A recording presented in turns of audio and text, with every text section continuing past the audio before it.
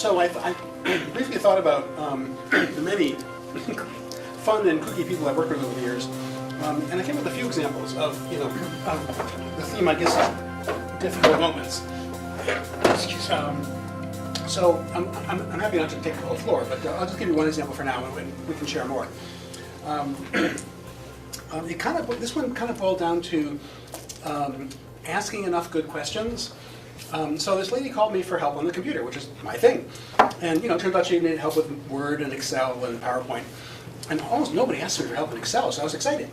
So we started, we chatted, and it sounded like I could help her. We seemed to get along well. I always chat for free, with a prospect. And usually I can get to the heart of the matter very quickly. Once in a while, the person just can't explain stuff, and I take a chance. But she was very clear about she needed help understanding these programs. So I said, well, if you feel comfortable, let's make an appointment. Just after tell me for 20 minutes. So we made, 2 or 3 appointments, 1 hour each. She didn't want to book more than an hour. And I was like, well, it can be tough to get a lot done in an hour, but I'm happy to be focused. But person's on a budget. And then asked a few more questions, and all of a sudden, I had this sense that, does she think I'm going to teach her everything there is to know about Word in 1 hour, Excel in 1 hour, and PowerPoint in 1 hour? Because usually when I come in, someone is already in progress and they have specific questions or specific struggles or a document that's screwed up or something, as opposed to the soup to nuts, So I don't remember if I exactly asked that question, but I think I managed to get something out along those lines. And the conversation went into the toilet. She got mad, and I can't exactly remember, but I remember just this is an early dawning of ask more questions before the first appointment. Not challenging, obnoxious questions. Just I want to understand what I'm going to do when I get there. I want to make sure I can help you. I want to make sure it's a good match. I have a comment to make. I used to be number 3 man in Plymouth Emergency Management for the nuclear power plant down there. And the town bought office, the first office. And they come in and we're going to teach you, like you said, an hour for this, an hour for that. And the instructor stood up and said, I quit. She said, there's nobody in this class and nobody in this town that's going to learn office if I spend a month with nobody but them. They will not learn the beginnings. Because office has got I know people, and one of the women I worked with in the town office down there was a really, really smart woman. She sent 2 kids to BC. Then when they get into BC, they wound up on full scholarships. And they were smart. Right? And she said, I've been in this job 17 years, and I use Word 99% of the time. And I don't know all the tricks of it. Well, it's the old adage that 80% of the people use 20% of the capability. And 80% of the people do 100%, 10% of the people do 100% of the work in a factory. And Martin, if I understand correctly, the thing that made the conversation, as you so picnically put it, go into the toilet, was her realizing that you weren't going to fix her in an hour for each of these? I think it was that I challenged her, I guess, her impression. I think it might have been a miscommunication where somewhere in there we settled upon an hour for the duration of the appointment, and somewhere prior, the topic of each appointment was going to be each of these programs, and I think somehow we got our wires crossed that those were equated, like, the hour for the entire program, as opposed to the hour for whatever we can get done in the hour, which is kind of more my approach. If you discount the arriving, saying hi, taking off your coat, settling in, the actual meat hour of, I don't bill for, schmoozing time. So I don't know if I somehow gave the impression that I thought I could teach in an hour, but when I started to realize, and I think I started to bring up, well, you understand, we'll do whatever we can in an hour. That was probably that's my typical phrase for that sort of thing. I think that's when it got very frosty, as opposed to soup to nuts everything. And then I remember managing to say, well, I don't understand. I.e., why are you backing off of this? And I got a very brusque, of course you don't understand. Then click, and never heard from her again. So in a sense, the reason I bring the story up is, it was part of my education ongoing in trying to be super clear about, time and agenda and, I dare I use the word curriculum. What are we going to cover and how realistic is that time for that content? Because, sometimes I come in and the person is like tearing their hair out, and in 10 minutes, a really good session is,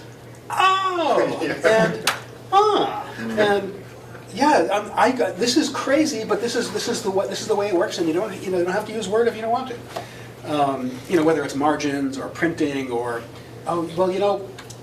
you might think it works this way, but this is what I call, it makes computer sense, but it doesn't make common sense. Like, it'll let you make white text on a white background. No warning. And then how do you find it again? Well, then you exploit, like, selection. So I love my work. I love helping people who have realistic expectations. And those who don't, I'm more conscious about trying to speak up sooner. And I'm happy not to have stepped in the door and, gotten into all kinds of trouble. I've occasionally gotten someone who says, well, someone else could have taught this to me faster. It's like, well, yeah, but you hired me. And, I don't know how you absorb information and how quickly. I had one client where I didn't have to repeat myself once. She just got, it was like boom, boom, boom. And I don't mind repeating myself, but I'm just saying that it was remarkable that, for many people, hey, I need it too. Okay, can we talk about that again? Because I didn't really get it.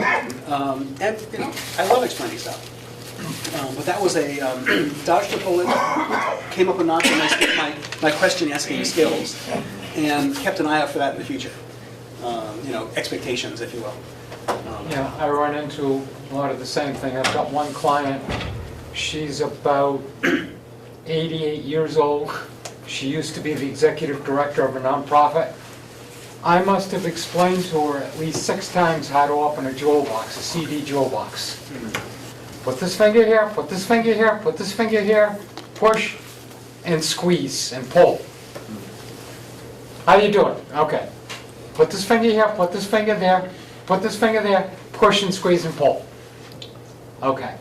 So, and with end users, I have infinite patience.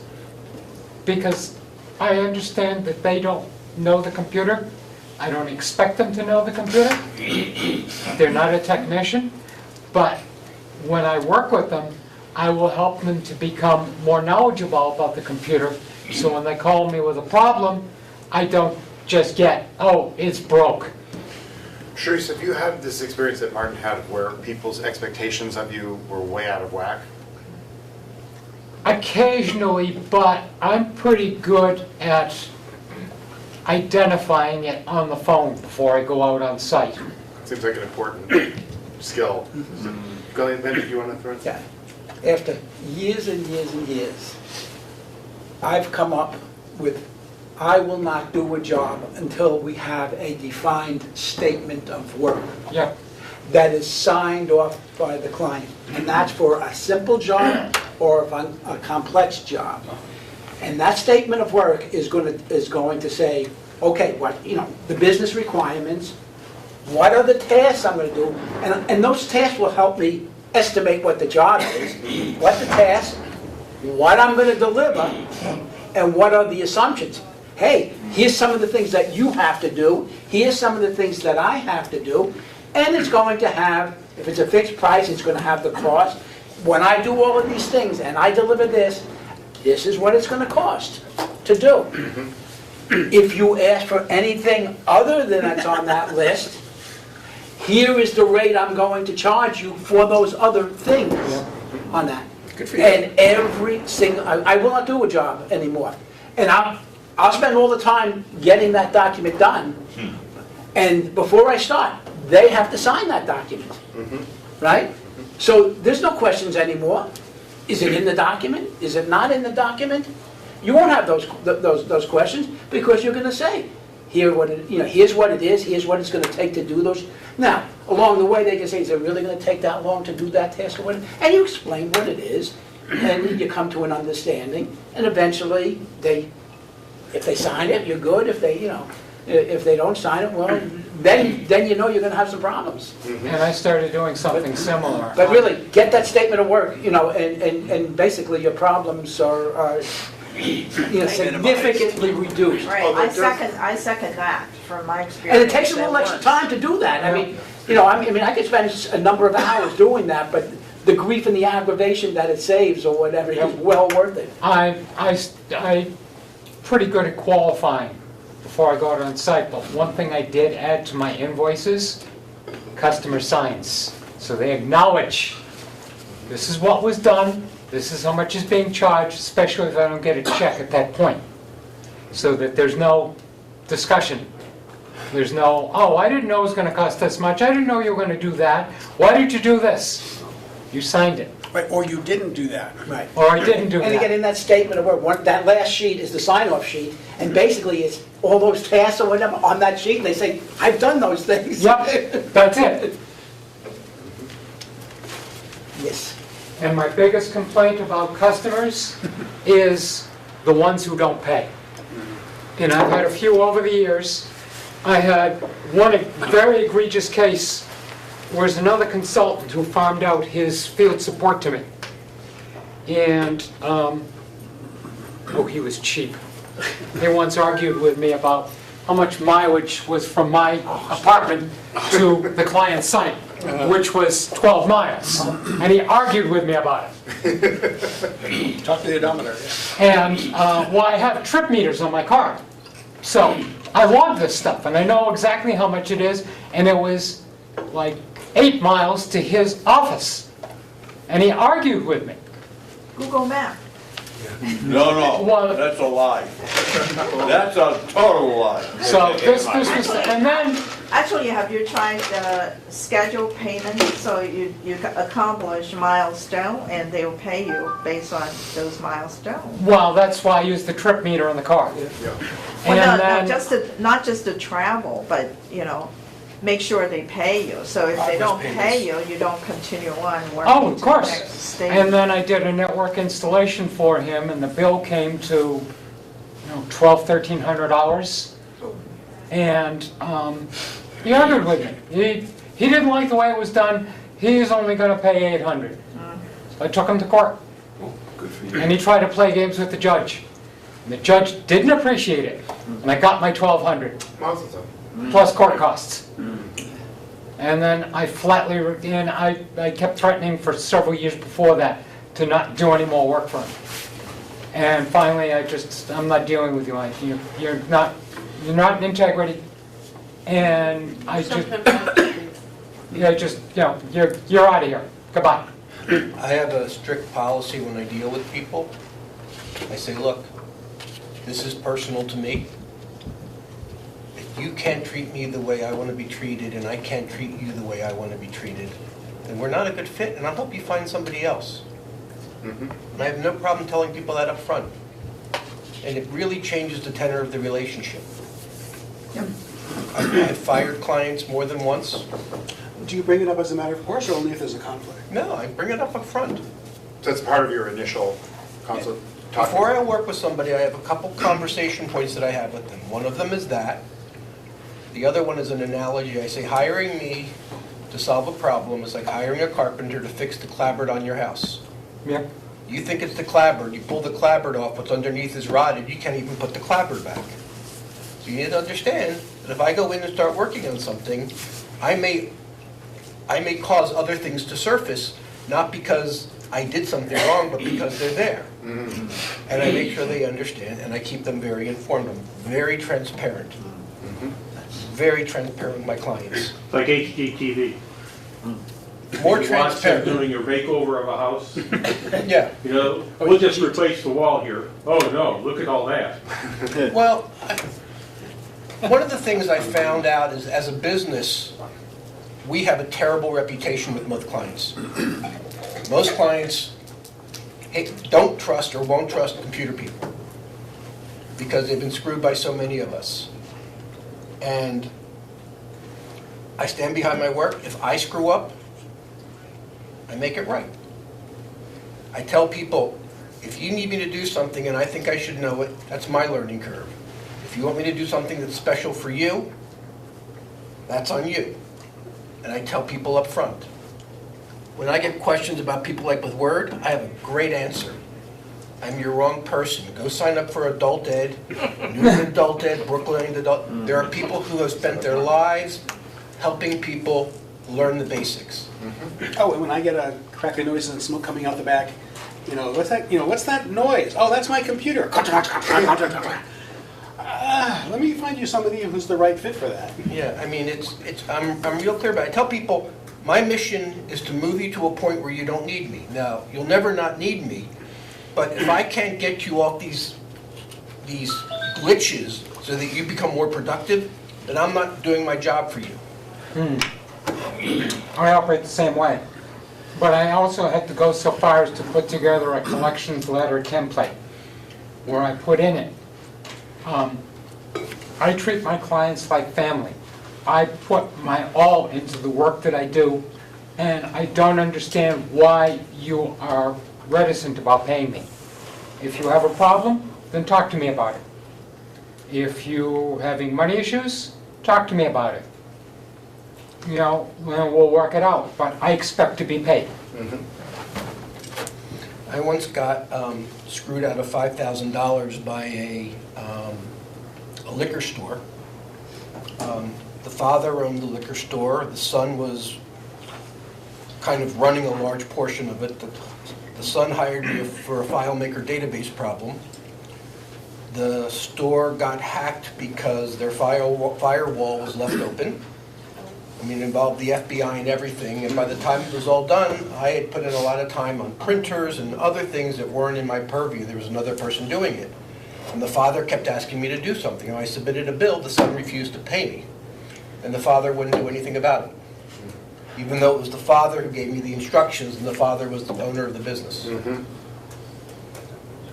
So I spend a lot of time judging who my clients are before I accept work with them. If I don't feel good about you, I'm not going to work with you. Oh, and another thing I found is, and I've found this out the hard way, if I don't have a good communications relationship with a client, this is guaranteed to fail. How do you know that you don't? Like, can you tell us the story? Is that? I had one client, she was always busy with her business, but I had stuff that I needed to discuss with her, and she was always too busy. And things happened because she was always too busy. That relationship didn't end well. And we knew each other through another group. Therese, when did you know that things were not going well? Did you know that from the very beginning? No, it was into the relationship when I was doing work on her computer. And I needed to talk with her, and I'm busy. I'm dealing with clients now. So I'm trying to figure it out. I'm trying to psych her out, and didn't work. And I've run into that a couple of times. So now I know, unless, and I have to be pretty good at telling this relationship isn't going to work because there are communications issues, to bail. Well, somebody said something about the person has to do their part. Yep. In order to enable you to do your part. Yep. Well, again, there's a section that's called assumptions. But I'm saying that. So, if I expect them to do an inventory of all them, their equipment ahead of time, put inventory, put their name next to it, and I put a date. Hey, here's when we need that in order to, have the project go smoothly or whatever. So there's no question. That's your test. These are my tests. Well, no, I really appreciate your saying that. I mean, it's tricky in my line of work to get all that in advance, because there are times when a client might even email me a to-do list. Like, great, I can see what we're going to do, and we're going to do it in some priority order because the time might run out.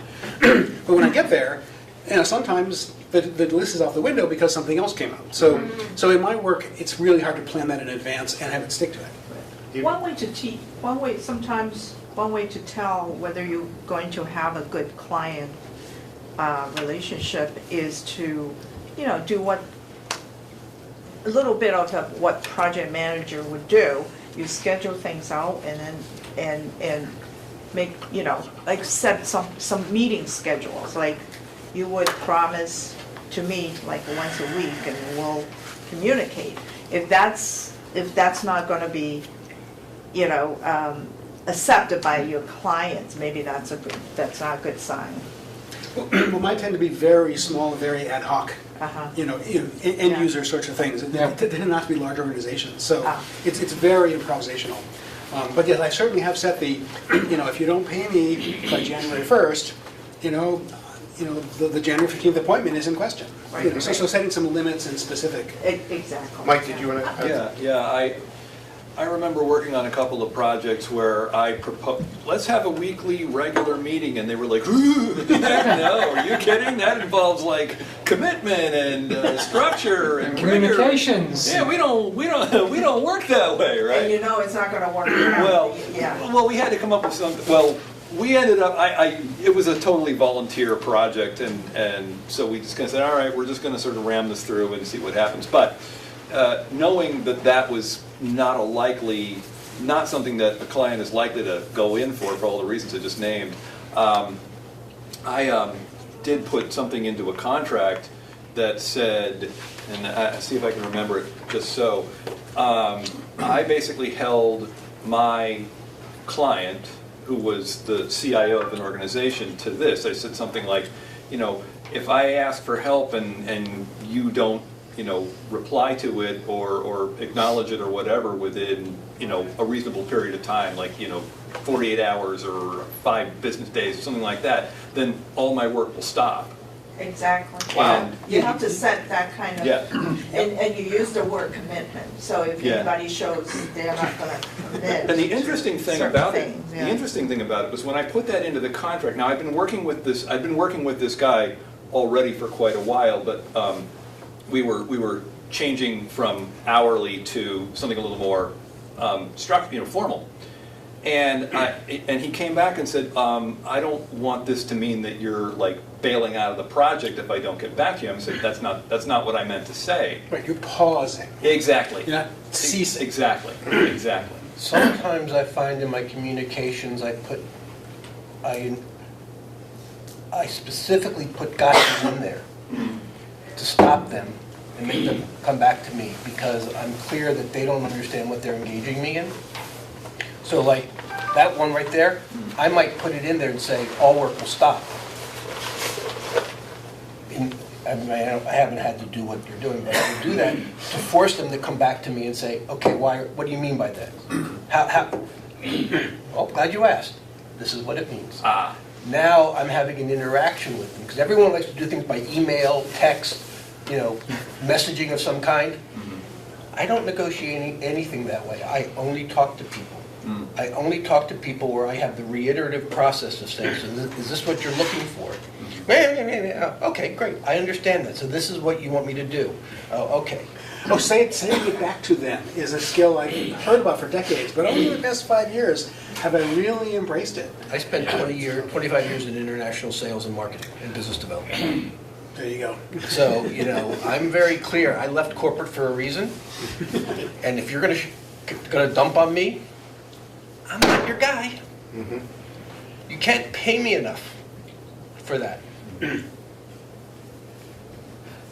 So one of the things that one has to deal with is the pain of not helping someone, which I think for a lot of us is very difficult. So when you draw the line with someone, and in your heart they're not going to come back, they're going to hang up on you, or they're going to, you just have that feeling. Yep. It's a tough moment for those of us who really like helping people, to have somebody who's basically saying, I won't be helped by you, which is essentially what they're saying, is a difficult But the moment. pain of trying to help them is more than the pain of letting them go. It's I mean, definitely, it's just good to recognize they're both pain. Exactly. I was relating a story to Martin earlier. My wife is a psychotherapist, so I'm connected into a lot of the psychotherapy community in Boston, and I have a really good reputation among them. My view of them is they're cheaper than could be. Martin finds them more willing to understand. That's okay too. I'm happy to Yeah. share marketing ideas.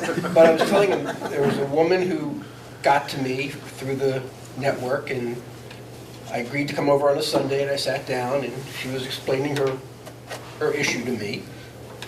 And she had a Mac, and her dock was about this big with 6,000 icons on it, and I couldn't see them. For the non-Mac people, the more icons you add, the smaller they each get. Whereas on Windows, more rows get created. On the Mac, it just makes every icon smaller. And so I said, do you know about this? And I showed her how to have the dock magnify as your cursor moves across it. Oh, I hate that. I want it back the other way. I said, would you mind for my convenience if I left it this way? And, for now, it makes it easier for me. Oh, okay. We went back and forth a couple times. And I told her my spiel about how I work with people and everything. And I explained to her that some of the things she was describing sound somewhat like user-oriented type, operator error. Oh, no, I've been doing this for all this time. Okay. I said, okay, let me look into it. She said, do I have to be here while you're doing that? No, she went in the other room, made some phone calls, and came back. I asked her, I needed some things answered. And then she said, okay, and she went back into the room. She finally comes back in and says, I've worked with other people before, and this is not working. I'm not going to work with you. And I said, and the radar was going off. I mean, I was hearing bells and whistles, red alert, Star Trek, the whole thing. Maybe before she said something. Oh yeah, you could just tell by, it's like. I said, no problem. I'm glad to refer you to somebody else. Matter of fact, I called you about it. Remember? And I said, here's a name. I've heard of him. Good. I said, I would contact him. He might be more to your suitability. But the core problem was you were making too many suggestions. You weren't just Let him fixing. finish, Right. let him finish No, his story. but Adam Martin's right. See, she wanted to take her car to the mechanic and have me change the tires. But the problem wasn't that. There was a driver issue. There was a printer issue. When I left, the printer had been unplugged from the USB cable, so I could show her how to print on the network. She called me up and said, what did you do? My printer's not working. I said, well, did you plug the cable in? Because I had left it plugged in. Did you unplug it? No. Well, she'd moved her computer, and the USB cable came out a little bit. I said, could you look behind it? She plugs it back in, everything's fine. I got 2 more of those phone calls from her. And by the time the evening was over, you know what I said? Boy, did I skate on that one. I am so glad I'm out of there. Why would you refer her to a friend? Adam, you weren't really a friend. I never met I mean, I wouldn't refer her, I would leave. It was about personality. I always feel that way. Yeah, it was about personality. And when I've referred a couple people like that where I have a personality mismatch, Adam is much more embracing and consoling than I am. Oh, And I've run into that once or twice too, where the client says one thing, and I'm telling the client, no, it's something else. Oh, their attitude is, you're trying to inflate the bill. You're trying to work me over. You're trying to do this, that, and the other thing. This is what I said. We have a bad reputation as an industry. And, one of the things I'm fortunate about it, there's another story I was telling Martin. I had this client, they're a restaurant. They're doing well, but like all restaurants, they want to save money.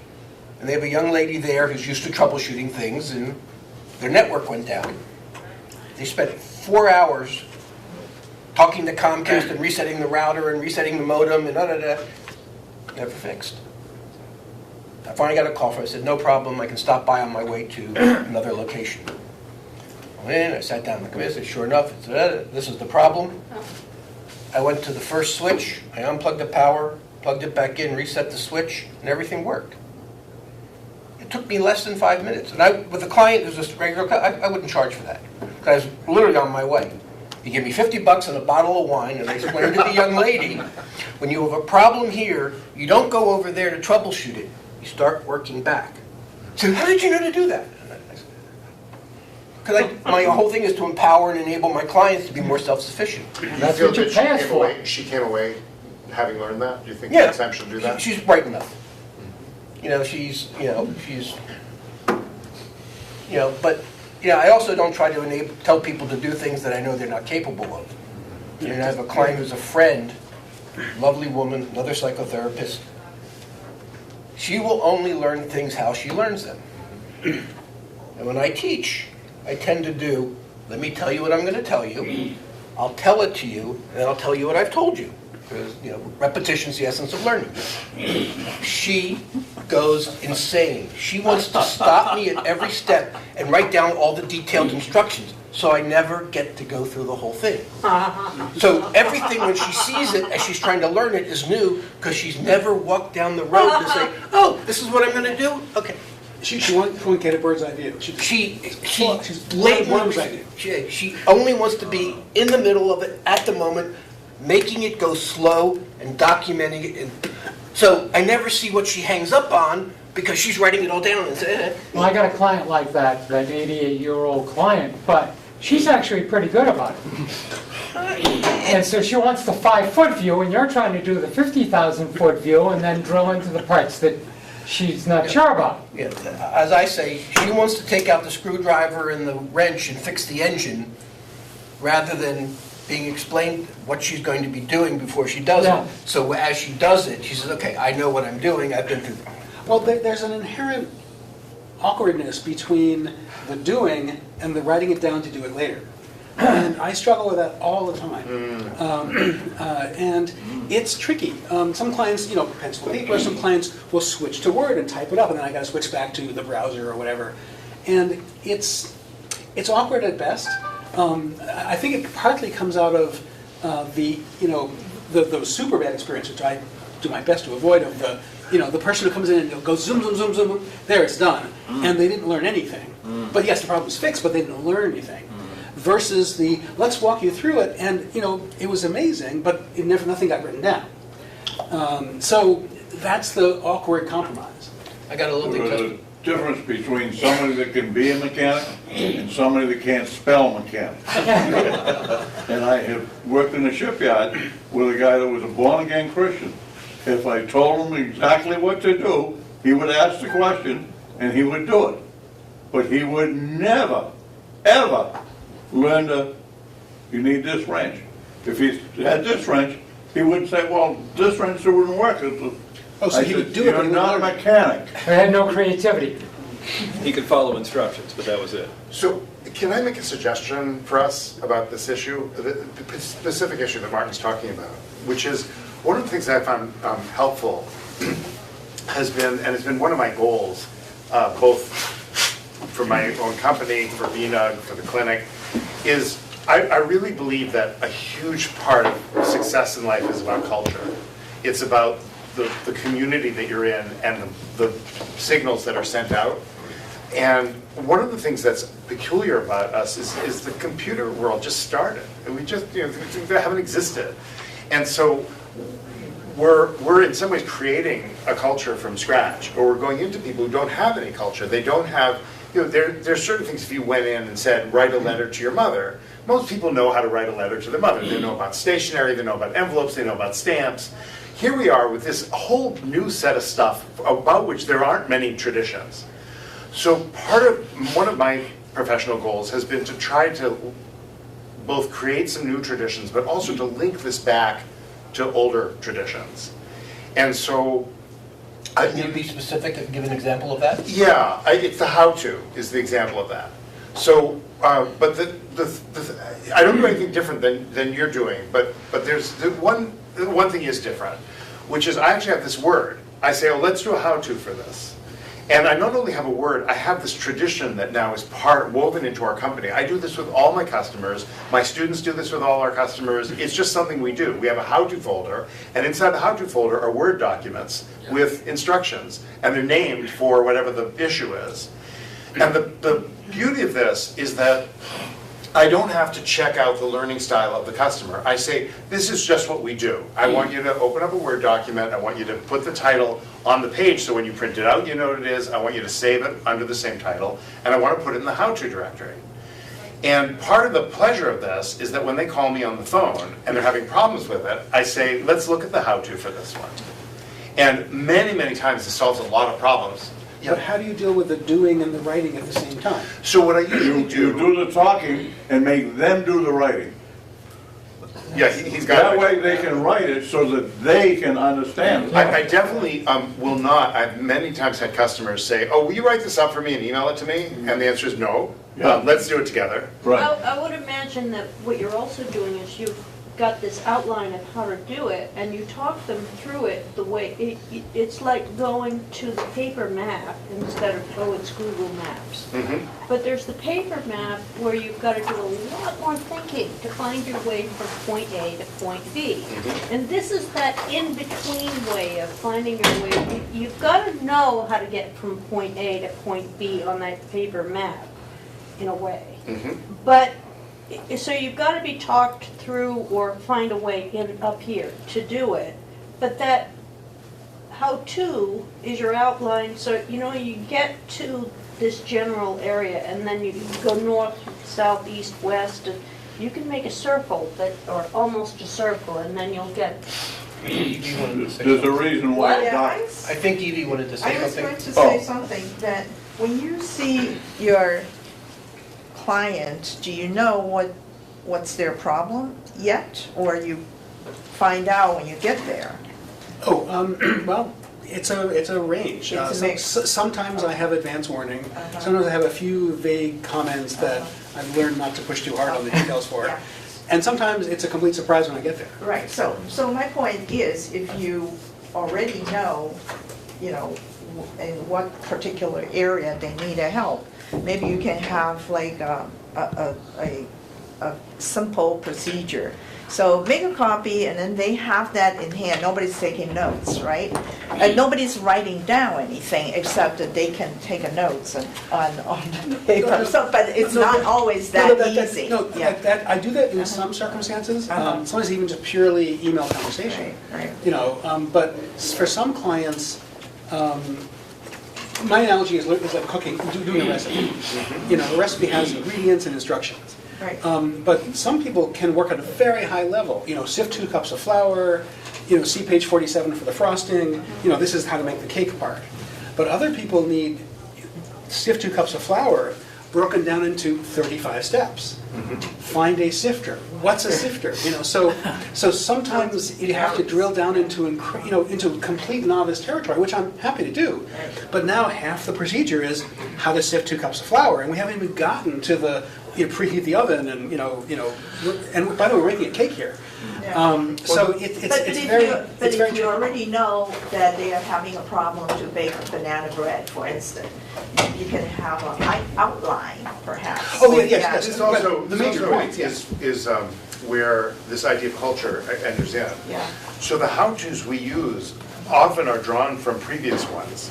If a customer is struggling with something, I can sometimes say, actually, I had a customer that had that issue. I have their how-to in my library. Why don't we start with that? Yeah. Which is a variant, I think, on what you're Yeah, talking yeah, about. yeah. One thing I want to say in praise of the how-to method is that it's so interesting. I see this over and over again with customers where they say, oh yeah, there's that weird tin can in Acronis that's not listed here. Let's put this in. Our sense of what we're aware of and what's obvious is not obvious to other people. And so it's a fascinating communication experience where where the person's going through these steps and they're getting stuck. And part of what we're offering, if we just offered the how-to and said good luck, it would be one thing. But what we're really offering is saying, do the how-to. When you get stuck, maybe we need to improve the how-to. And I think one underlying theme that I think is underlying a lot of these discussions or conversations is that process of saying, yeah, this didn't work, or we didn't get this right. If the customer's attitude is, what's the matter with you? I'm paying you to do this right. I had a customer this week, I won't go into the long story, but he had a machine that died, wouldn't do anything on the monitor, and he had his own technical support person in California. And so I went and looked at this motherboard. I said, it's getting juice, it's not the power supply, but I don't know what this is, and I don't know how to fix it. You might want to take it into Micro Center or call your guy. And he did call his guy, good thing, and the guy said, oh, well, I guess it's not the power supply. Adam says it's not the power supply. Okay, why don't you try pushing this special button on the motherboard, which resets the BIOS that when it gets scrambled. And so he did that, it worked. So I got this email from this customer, this email saying, I've got good news and bad news. The good news is we did this switchy thing and everything's working now. The bad news is I'm really disappointed that you didn't know to do that. And I think you should adjust the bill. So my feeling about it is that part of what, and in responding to this, I do have a learning time account, and I strongly recommend this to everybody. I have an actual literal account. When I work for a customer and I spend a half hour doing something that any good computer consultant should have known, I charge that to my learning time account and I don't charge it to the customer. Because my feeling is the whole customer base is paying for that. They're paying for my education, essentially. But this is not one of those situations. This is a situation where I've talked to at least one of my colleagues who's been doing computers for a long time, said, a switch on the motherboard that resets the, like, he's never heard of it either. It's like I've never very heard of novel. it either. Yeah, it's, No, what he's probably talking about is the jumper that unlocks the BIOS so you can get into the... but it wasn't a jumper, it was a switch that actually does some kind of funny, anyway, this is a very fancy Wait a motherboard. minute, was it an Easy Byte motherboard It or? was some fancy motherboard, it had Yeah, numbers on it it. wasn't a Dell or a... No, it was some So fancy thing. Right, it was a homebrew computer Yes, built by CTS or somebody it was like built by that? this guy Oh, okay. in California. So, The secret switch the guy put in. No. There are motherboards that have these type of things, like Gigabyte makes these motherboards that are very advanced gaming motherboards, and they have dual BIOS in them. So if the BIOS fails, it can switch to the other BIOS. But the point is, That's exotic. well, it's exotic, but Yeah, it but solves it's like that gaming problem where the computer costs BIOS $3 gets grand. corrupt, you hit the switch, it recopies the BIOS in, Yes. and it off and runs. Yes. It's a BIOS backup, yeah. which I think this is wonderful. And so the question is, what about this, what's the attitude here? What is the attitude of this customer? Well, see, that's what I was talking about earlier.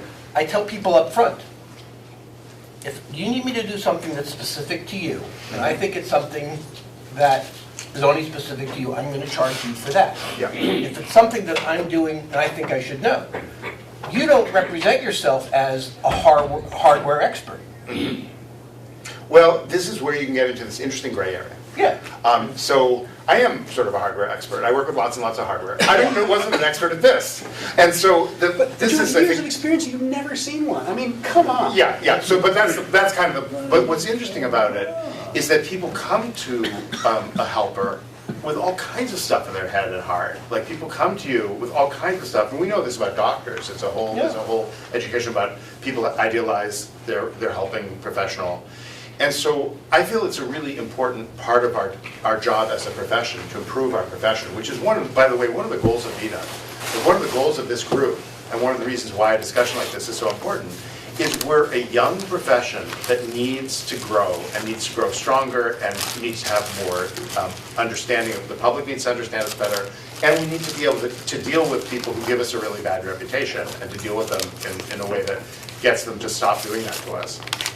So I think that part of developing a way of thinking about what this relationship is, and I think there's some really good hints here about, at the beginning, saying, I'm here to help you, and we were talking about this in the car on the way over. Mike is a marketer, so we were talking a bit about marketing. One thing that I was reflecting on is that if you go to the web and look up any business, I challenge you to do this, go and look up any business and look at the description of the business gives of itself. Is it glowing? Is it pretty perfect? Is it all things to all people? And the answer is usually yes. That's what most websites are, what most brochures are, what most advertising is. Yep. I want to present a counterpoint to this for our profession.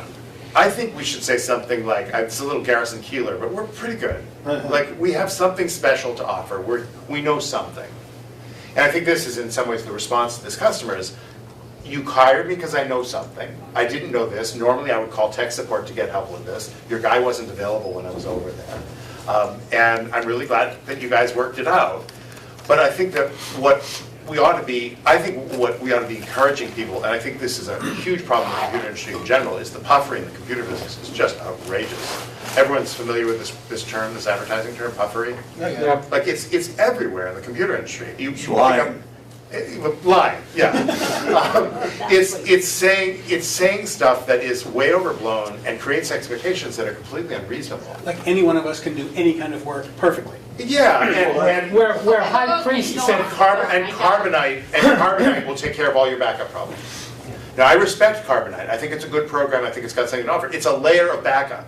But it's only a layer of backup. And any organization or company that says, we're going to take care of all your backup problems forever is insane. Nobody can do that. We all know that. We know that about our equipment. We know its limitations.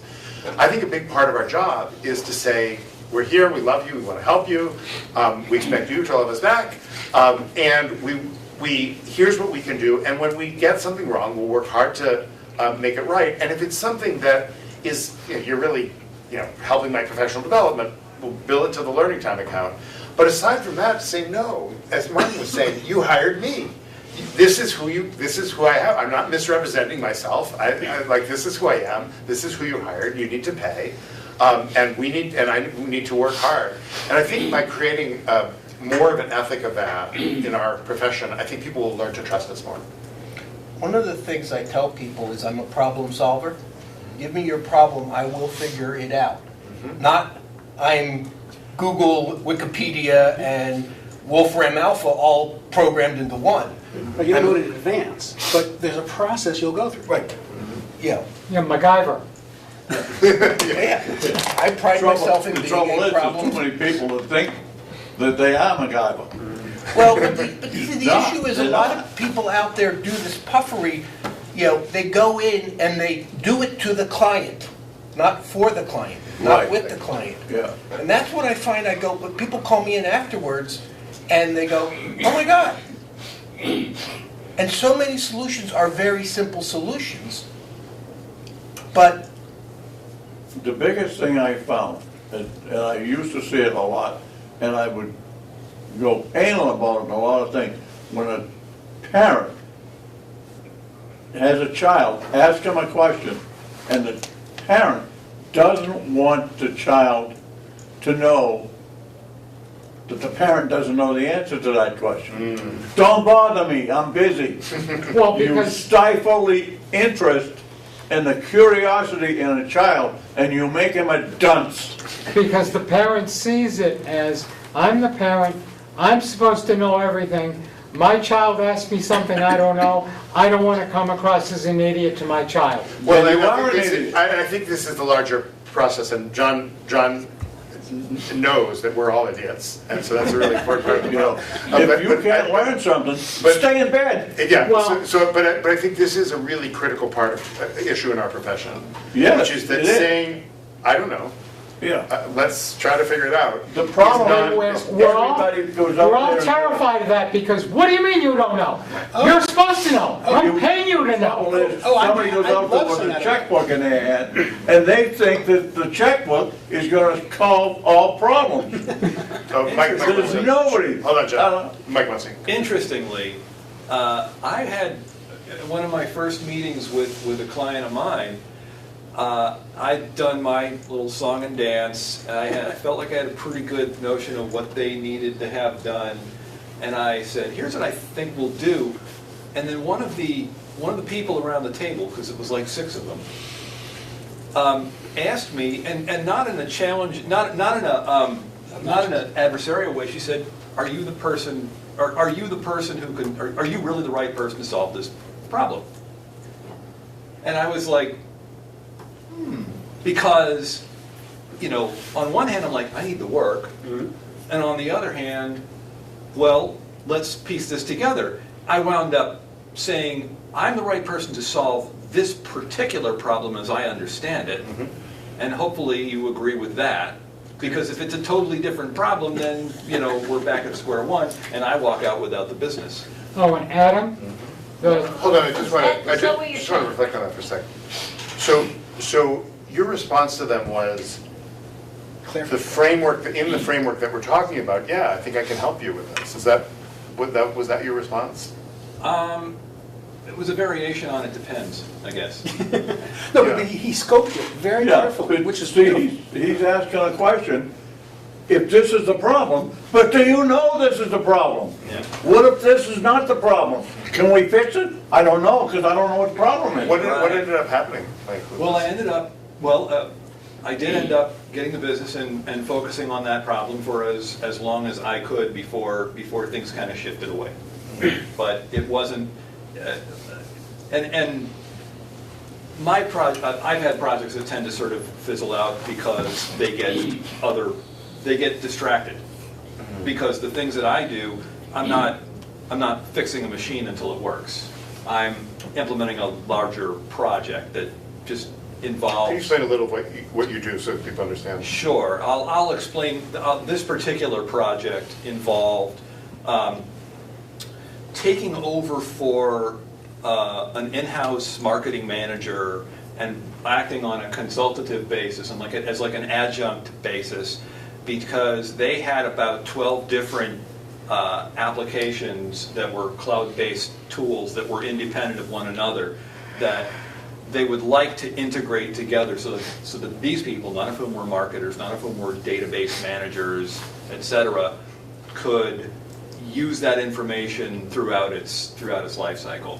And that involved, talking to each one of the individuals on the team to figure out how they interacted with the data in their own unique ways, because no two ways are the same, no two sets of individual needs are the same, and then trying to take all of that into an implementation of a new CRM that they were just on customer relationship management, Salesforce.com, et something cetera. like Salesforce. Goldmine. Go ahead. Customer my. relationships management. Yes. Go ahead. So it's essentially customer data that you can then use in order to sell them a product, communicate with them by email, nurture them along the sales cycle, pipeline, or what have you. Okay. Okay. So.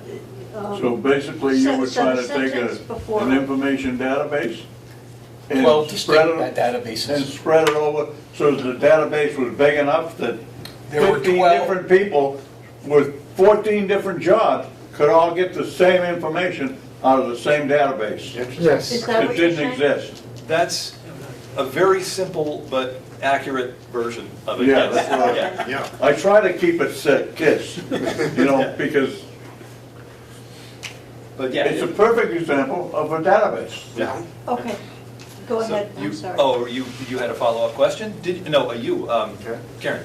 No, You just what wanted I me to wanted to explain do, that piece. I wanted that particular CRM, and then with the talking, I lost the sentence before to bring me back to what No, I you're saying. understand, or I think I do. If I can, maybe I can tie it all up here. Can I make an attempt to understand? So Um, there were 12 Wait, distinct wait, wait. tools? Wait, I just want to, Yes. let us finish. I want to understand the problem he's Okay, working on. 12 distinct, not interconnected tools, 12 Yes. independent tools. Yes. And you were trying to find a way to make those tools into one unit in another tool? Or you were trying to find out how the users were using it so the users could gain from each other? I'm not really sure what the problem you're solving is. Yeah, it was kind of a mishmash of all of those things. So where was the Believe it or not. endpoint? Was the endpoint a different tool handling all the data? Or was it an overlayer was. that, Yes, it was like an overlayer. So how could we integrate all of these 12 tools? Because the reason why was each tool had its own set of data, so that was redundancy, okay? So think, it's the same information duplicated 12 times to suit the needs of each individual tool. Oh, I see. So you'd And have now- one tool that you could have all this core central data, but the different tools would look at it differently. Right, Okay. yeah, essentially that. Uh-huh. And- What's the other word for Excel? Wait, What's let me the go other on. Excel in the program?